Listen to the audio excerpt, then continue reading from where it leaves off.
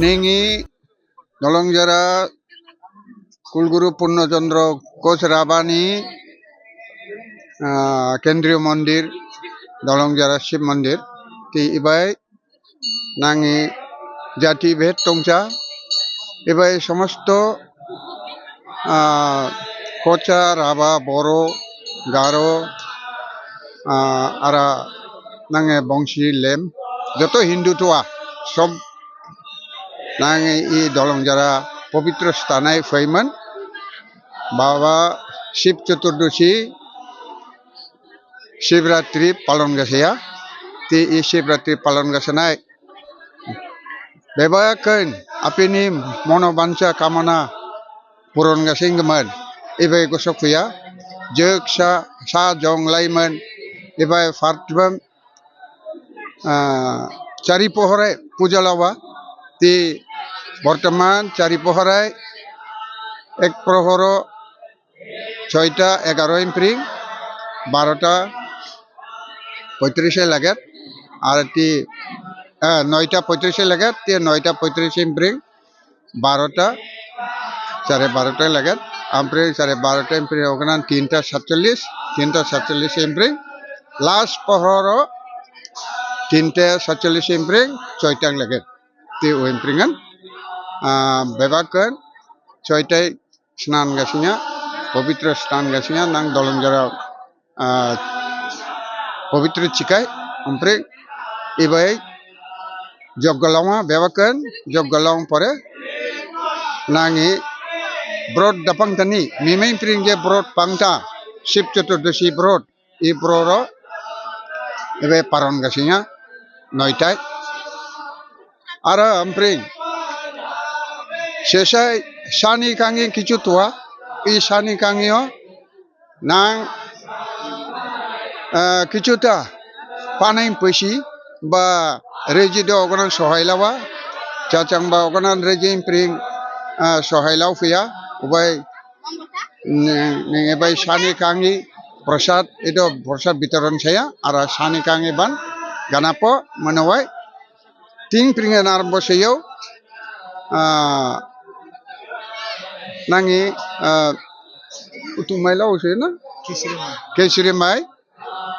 आरो प्रसाद स्वरूपाय कृषि मायन इबे लावा ओमफ्राय नों इ दलंजाराय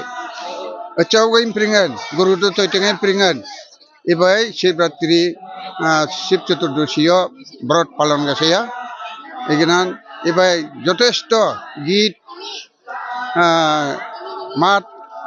भजन नांगे कुलगुरुनि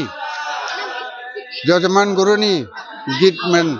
इबा फार्टबम फारतराया आरो ओमफ्राय गानापो बेबाकन इ गीत लावमन पवित्र गासैमन आपिनि नेगोयनि आशीर्वाद लायमन एबेनिफ्राय बिदाय लाजेनो जोंनि बे दलंजरा शिब मन्दिरावथ' बे ऋषिजोग शिब सनातन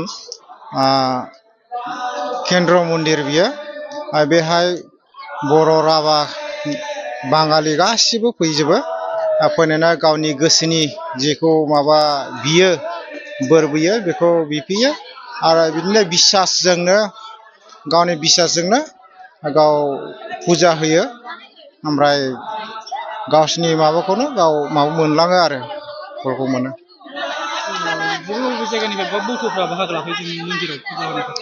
बेहायथ' जोङो बे पर्बतजरा एरियानि मानसिबो दङ गासिबो आरो गोजान गोजाननि जेनेबा क'क्राझार